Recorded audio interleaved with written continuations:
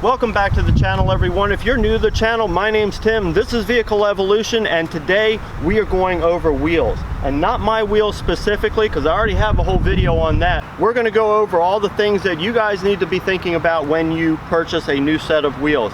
And I can tell you exactly what they are. I scan the forums all the time, and it's the same thing. What offset will work? Will 19s work? Will 20-inch wheels work? What size tires should I get? What size ratio tire should I get? So we're going to go over all that stuff here today so that you have a pretty clear idea of what all this means and how it's going to affect your fitment and your ride. So for starters, let's talk about the actual wheel size and where you need to go from there, because a lot of your choices for the type of wheel that you're going to get is going to revolve around the size that you're looking at.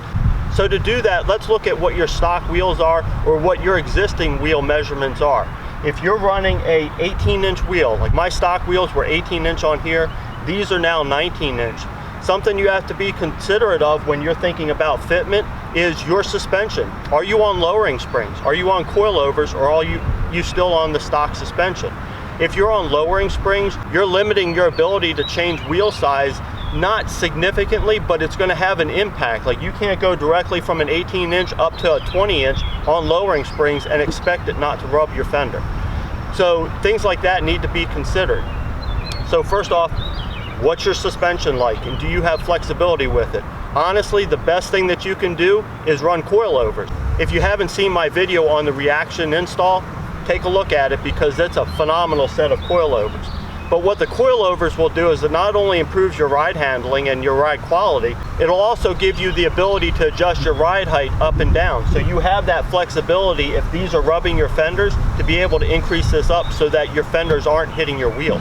So when it comes to the size of the wheel, if it's a 19-inch, if it's a 20-inch, if it's a 21-inch, depending on the car that you have, there are questions out there all the time on which one is better. Well, no one is better. It's what you feel looks better on your car. I personally like the 19. I don't particularly like the look of 20-inch wheels on a car like this. I don't think they look right. I think it's too much wheel. There are cars that it works great on. I just personally don't think it works on this one. Before you really do anything, you've got to pick a design. What you want, what fits your style, and then figure out what sizes and offsets go from there. A mistake that a lot of people make is they say, I'm going from an 18-inch wheel to a 19-inch wheel, so I'm going to decrease this gap by an inch. And that's not the case. You're dealing with a circle. So yes, it's 1 inch bigger, but it's 1 inch in diameter bigger, which means from your center point, you're only gaining ½ an inch. So if you've got a ½ inch gap here, you're going to have a very, very tight fitment if you go from an 18 to a 19-inch wheel. Now, if you've got a lot of space here, you can do whatever you want pretty much, and then deal with it in your suspension later. But keep that in mind, that you're not gaining that much space in between your wheel and your fender just by its size. So now that you've determined that you want a 19-inch wheel, what width do we go with? Sometimes that's determined by what's available from the manufacturer. Like this wheel that I got is only available in an 8.5 and a 9.5 inch wheel. So that really limited what I could do. A lot of wheel manufacturers out there will have 10.5, 11, 11.5. I mean, you could go bigger, but for this particular car, usually 11 is about as wide as they'll go. And you have to really, really consider what your offset is and what your suspension is as well, when you consider how wide of a wheel you're going to go, because you don't have unlimited room inside your fender. You've got a whole suspension set up there, and you don't want your wheel to be rubbing on your shock when you're turning, and you don't want your wheel to be hitting the inside of your wheel well when you're turning either. On most cars, you're pretty safe going about an inch wider than what your stock wheels are. So let's say this was an 8.5 up front to start with, I could probably go with a 9.5 and not have any problems. If this was a 7.5 to start with, going to an 8.5 isn't any problem. Same with the rear. Now with the rear, you don't have the problem of steering, but you still have the problem of clearance when it comes to your shock system in your car. Another factor that you're going to have with the offset and the size wheel that you go with is your type of brake. If you have standard brakes, you can pretty much go for just about anything. If you're running Brembo brakes or some kind of a large performance brake, you're going to have to be very careful of the tolerances within the wheel so that you're not rubbing your brake caliper. So I said the magic word offset, and let's talk about what exactly offset means, because there's so many questions out there when people are looking at buying new wheels on which offset's going to work.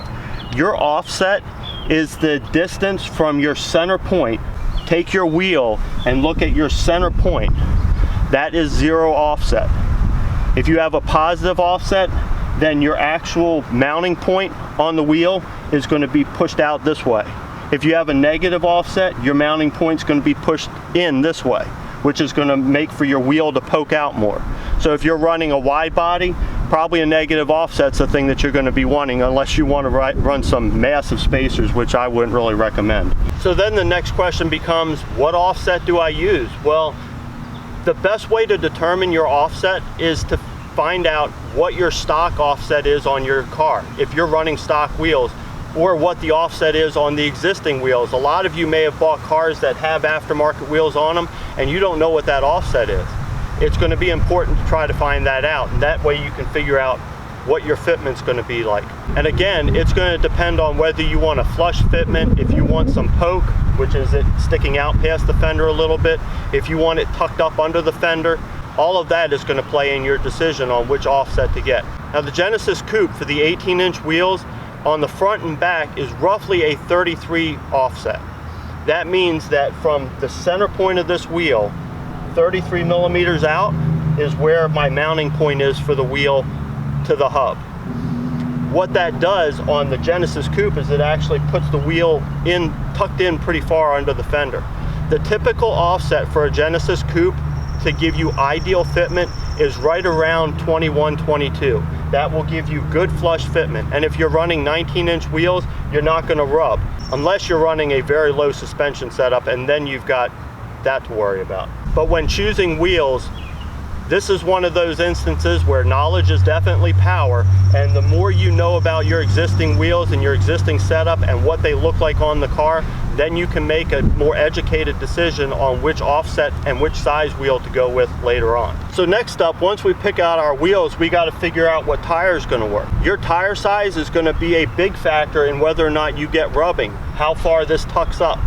And a lot of people don't understand what the writing on the side of the tire means. This particular tire is a 245/35 R19, which means the tire itself is 245 millimeters wide. The profile ratio is 35, which means that this height is 35% of my total tire width. And the R19 means it's for a 19-inch wheel.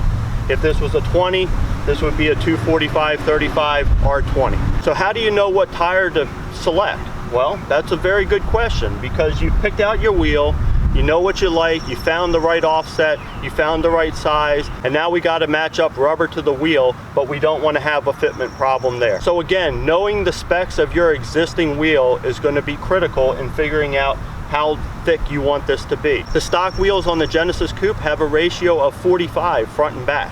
I dropped it down to 35. And it's very easy to figure out what your height's going to be. All you do is multiply your tire width, like 245 times 35, because that's my ratio here, and I get my height in millimeters, so I know exactly how tall this sidewall is going to be. So I can get a pretty good idea of what the fitment's going to be like based on that. There's nothing worse than having a brand new set of wheels and then going with the tire size that makes you look like you've got monster truck tires on a sport coupe. It's not cool. A common mistake that folks make is that they look at their existing wheels and they say, okay, I like the height of this, and I'm just going to go with that same ratio.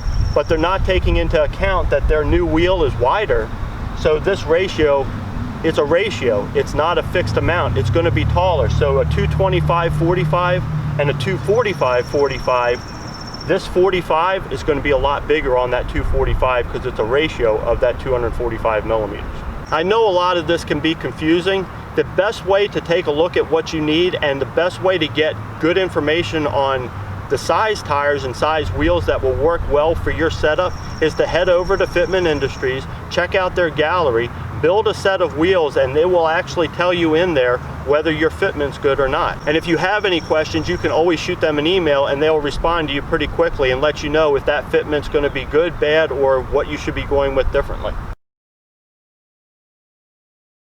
So the last question you have is, what brand tire do I put on this car? Again, that's all up to you and up to your budget. These tires that are on this car are not that expensive, but they look nice, they handle great. I actually read reviews on them and they were pretty good. So I figured for the time being, I'll give them a shot. I may swap them out in the next 6 months to a year just for a higher performance tire that might last a little longer. But for right now, they do the trick and they were within the budget. A big part of figuring out what wheel you're going to want is going to be your budget, and you're going to be limited based on your budget. I don't know about you, but I don't have unlimited money to just throw into wheels, so I had a certain budget that I wanted to keep this within, and it all worked. Lastly, let's touch on spacers for a minute while we're looking at fitment of a wheel. Now, if you watched my last video on the actual wheels themselves, you'll know that I still have spacers on this car. I have 20mm spacers in the front, 25mm spacers in the back. And the reason for that is that this particular wheel only came with an offset of 35, and for flush fitment on this car, I really needed an offset of right around 20 to 22. So I kept my spacers on and I've got perfect fitment. This will not be the last set of wheels that I get. The next set of wheels, I will probably get ones that are more expensive that I can get that specific fitment for, and I won't have to use my spacers anymore, which will be great.